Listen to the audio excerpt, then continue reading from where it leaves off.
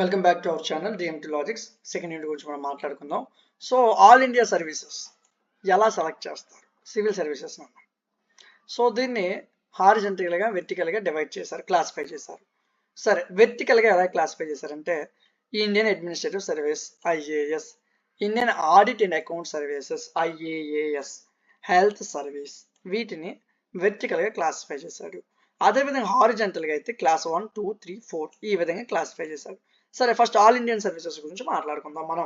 So ఇది ఏం చేస్తుందంటే ఇండియన్ అడ్మినిస్ట్రేటివ్ సర్వీసెస్కి, అదేవిధంగా ఇండియన్ పోలీస్ సర్వీసెస్కి, అదేవిధంగా ఇండియన్ సివిల్ సర్వీసెస్కి బ్రిటిష్ డేస్ నుంచి ఆల్ ఇండియా సర్వీస్ అనేది పనిచేస్తుంది.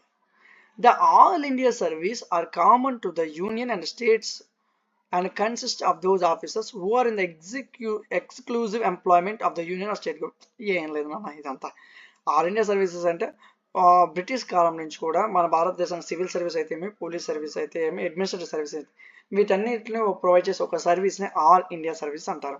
దీని రిక్రూట్మెంట్ ఎలాగ ఉంటుంది అంటే ఫస్ట్ రిక్రూట్మెంట్ ఏం చేస్తారంటే హయ్యర్ సర్వీసెస్, భారతదేశం హయ్యర్ సర్వీసెస్ ఎవరు ఉన్నారో వాళ్ళు 3 రకాలుగా దాన్ని రిక్రూట్మెంట్ చేస్తారు. ఒకటి ప్రిలిమినరీ ఎగ్జామినేషన్, 2 మెయిన్ ఎగ్జామ్లో రిటర్న్ వేవ ఉంటుంది, 3 పోస్ట్ ట్రైనింగ్ టెస్ట్. ఈ మూడింటిని కండక్ట్ చేసి యూపీఎస్సీలో సెలెక్ట్ చేస్తారు. ఇప్పుడు ఒక అర్థం అలాగే ఆల్ ఇండియన్ సర్వీస్ అంటే యూపీఎస్సీ అన్న సివిల్స్. సరే, the allocation of candidates to be various services will depend on the total of the marks obtained by the ఏం లేదన్నా, మొత్తం మార్కులు వచ్చేదాన్ని బట్టి నీకు ఎక్కడ ఏ సర్వీస్లో జాబ్ ఇవ్వాలని డిసైడ్ చేస్తారు, అంతే. నెక్స్ట్ పాయింట్కి వెళ్ళిపోతాం. ఈ కమిటీ ఏం రికమెండ్ చేస్తుంది అంటే ఒక సింగిల్ స్కీమ్ పెట్టింది దీనికోసం. IAS, IPS, non technical class 1 central services. Professor Maheshwari rightly remarks that this is an egalitarian move is to ఏం లేదన్న, వెరీ సింపుల్ రా. ఈ కమిటీ ఏం రికమెండ్ చేసిందంటే ఐఏఎస్ని, ఐపీఎస్ని నాన్ టెక్నికల్ క్లాస్లో తీసుకుంటున్నారు. Next, the committee has recommended to allow the candidates to answer all the papers in any language. So ఈ exam రాసే ఎవరికైనా సరే ఏ లాంగ్వేజ్ మీకు నచ్చిన లాంగ్వేజెస్లో ఈ పేపర్ ఉంటుంది, ఓకేనా. So accept the languages paper listed in the 8th schedule. A language లేవు అనేవి ఇందులో ఉన్న 8th షెడ్యూల్లో పెట్టారు, అక్కడ చూసుకోమని చెప్పాడు. సో ఇలా రావాలంటే ఏజ్ లిమిట్ అంతా 26 నుంచి 28 మధ్య ఉండాలి. సరే, ఇప్పుడు కొత్త స్కీమ్ ప్రకారం ఎగ్జామినేషన్ అలా ఉంది. 1978 డిసెంబర్ నుంచి గవర్నమెంట్ అనేది కొత్త ఎగ్జామినేషన్ స్కీమ్ తీసుకొచ్చింది. ఈ న్యూ మోడల్లో 1979లో కొత్తగా జరిగింది ఎగ్జామ్. ఇందులో ప్రిలిమినరీ ఎగ్జామ్, మెయిన్ ఎగ్జామినేషన్ 2 ఉంటాయి. ప్రిలిమినరీలో ఏ సబ్జెక్టులు ఉంటాయి? General studies, optional subjects. ఇది జాబ్ నోటిఫికేషన్ లా ఉంటుంది అన్న ఈ క్వశ్చన్. ఆప్షనల్ సబ్జెక్ట్స్ ఉన్నాయి. సో ఇందులో ఆబ్జెక్టివ్ టైప్ ఏబిసిడి టైప్ క్వశ్చన్లు ఉంటాయి. 150 మార్కులు క్వశ్చన్, 150 మార్క్స్ ఉంటుంది. ఆప్షనల్ సబ్జెక్ట్ 300 మార్క్స్ ఉంటుంది. సో 50% మార్క్స్ వస్తే నువ్వు క్వాలిఫై అయిపోతావు మెయిన్ ఎగ్జామ్కి. మెయిన్ ఎగ్జామ్లో 8 పేపర్లు ఉంటాయి, 300 మార్కులు ఉంటాయి. ప్రతి పేపర్ కూడా 300 మార్కులు ఉంటాయి. 8 పేపర్లు. ఒకటి ఇండియన్ లాంగ్వేజ్, ఈ ఏదైతే 8వ షెడ్యూల్లో ఉందో దాని యొక్క ఇండియన్ లాంగ్వేజ్, తర్వాత ఇంగ్లీషు, తర్వాత జనరల్ స్టడీస్, తర్వాత first optional subject, second optional subject, ఈ విధంగా ఎగ్జామ్ ఉంటుంది. తర్వాత ఇంటర్వ్యూ 50% మార్క్స్ ఎవరైనా వాళ్ళ ఇంటర్వ్యూకి అటెండ్ అవుతారు. అందులో వాళ్ళ ఇంటర్వ్యూ పిలుస్తారు కదా, ఆ తర్వాత ఇంటర్వ్యూ అనేది 250 మార్కులు జరుగుతుంది. సో అసలు ఇంటర్వ్యూ ఎందుకు చేస్తారంటే వాళ్ళ యొక్క మెంటల్ క్యారెక్టర్ లేదా మెంటల్ అలర్ట్నెస్ లేదా మెంటల్ ఎబిలిటీ ఎలా ఉంది, వాళ్ళ లీడర్షిప్ క్వాలిటీస్ ఎలా ఉన్నాయి, వాళ్ళ మైండ్ యొక్క షార్ప్నెస్ ఎలా ఉంది, వాళ్ళ ఇంటలెక్చువాలిటీ ఎలా ఉంది, ఇవన్నీ చూడడం కోసం ఇంటర్వ్యూ చేస్తారు. సో ఇప్పుడు ఈ ఆల్ ఇండియా సర్వీస్ యొక్క ఇంపార్టెన్స్ ఏంటి? ఇది 5 మార్క్స్ కొడుతున్నాం. What is the importance of all Indian services అని అప్పుడు ఇక్కడి నుంచి రాయాల్సి ఉంటుంది question. They're utilized either by union or by the state government. So ఇక్కడ ఎవరైతే ఆల్ ఇండియా సర్వీస్ రాస్తారో వాళ్ళు సెంట్రల్ గవర్నమెంట్ వాడుకుంటుంది, స్టేట్ గవర్నమెంట్ కూడా వాళ్ళని యూటిలైజ్ చేసుకుంటుంది. సో వాళ్ళని ఎక్కడికైనా దేశంలో పంపించవచ్చు, ఏ కంట్రీకైనా, ఓకే.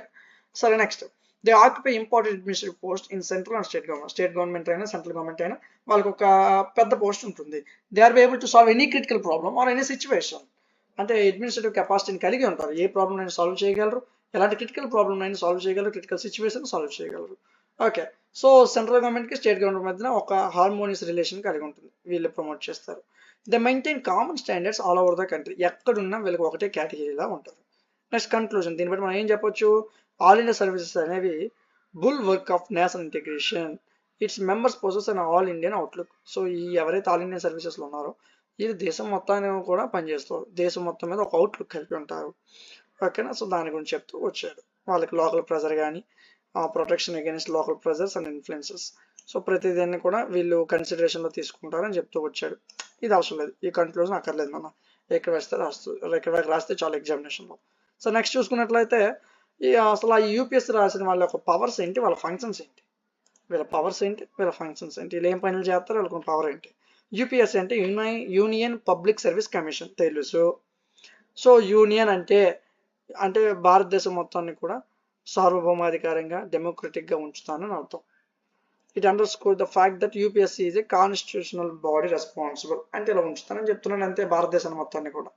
నెక్స్ట్ పబ్లిక్ అంటే ఇందులో ఈ యూపీఎస్సీ రాసిన ప్రతి ఒక్కరు కూడా పబ్లిక్కి రెస్పాన్సిబుల్ అయి ఉంటారు, వాళ్ళు అడిగింది చేస్తారు అని చెప్తూ వచ్చాడు. పబ్లిక్ సిటిజన్స్ ఎవరైతే ఉన్నారో వాళ్ళందరికీ సేవను అందిస్తారు. ఏంటంటే పబ్లిక్ సర్వీస్ అంటే ఏంటి, సేవ, మనకి సేవ చేస్తారు, పబ్లిక్కి వాళ్ళ ఒక సర్వీస్ని ప్రొవైడ్ చేస్తారని చెప్పాడు. నెక్స్ట్ సర్వీస్ సేమ్ అదే పాయింట్ మళ్ళీ రిపీట్ చేస్తూ వచ్చాడు. కమిషన్ అంటే సో వాళ్ళు ఒక ఇండిపెండెంట్గా పనిచేస్తారు, ఎవరు వాళ్ళ వెనక నుంచి నడిపించరు అని చెప్తూ వచ్చాడు. సో ఇందులో ఆర్టికల్ 315, 23 ప్రకారం ఒక ఏజెన్సీ ఉంటుంది. అదేవిధంగా 315 యాక్ట్ ప్రకారం వాళ్ళ అపాయింట్మెంట్స్ వేరియస్ పోస్టులో ఇవ్వచ్చు. అదేవిధంగా యాక్ట్ 318 ప్రకారం వాళ్ళ యూపీఎస్సీ ఎవరైతే చదువుతారో వాళ్ళ చైర్మన్ ఉంటారు కదా, వాళ్ళు ఫిక్స్డ్ నెంబర్ అయి ఉండాలి, ఎప్పుడు పడితే మారిపోవడం అలా గట్ అవ్వదు. ప్రెసిడెంట్ ఎవరైతే the president of India appoints chairman, ఈ చైర్మన్ని ప్రెసిడెంట్ ఆఫ్ ఇండియా ఎన్నుకుంటాడు 6 సంవత్సరాలకి. ఓకే, వీళ్ళ యొక్క పవర్స్ అండ్ ఫంక్షన్స్ చూసుకుంటే వీరి యొక్క డ్యూటీ ఏంటంటే ఆర్టికల్ 320 ప్రకారం వీళ్ళని కేటగిరైజ్డ్గా వీళ్ళ ఫంక్షన్స్ని కేటగిరైజ్ చేసేసారు.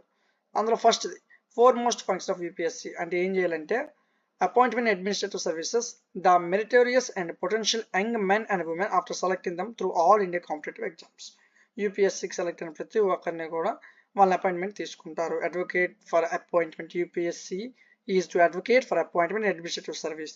నెక్స్ట్ అనదర్ ఫంక్షన్, వీరి యొక్క ఫంక్షన్ ఏంటంటే స్కీమ్స్ అంటే మనకి గవర్నమెంట్ స్కీమ్ వస్తుంది కదా, వాటికి సంబంధించిన క్వాలిఫికేషన్ ఏంటి, అంటే ఎవరెవరికి ఆ స్కీమ్ వర్తిస్తుంది, ఎంతమందికి ఇవ్వచ్చు, ఎంత బడ్జెట్ అవుతుంది, ప్రతిదీ వీళ్ళు చెక్ చేసుకుంటారు.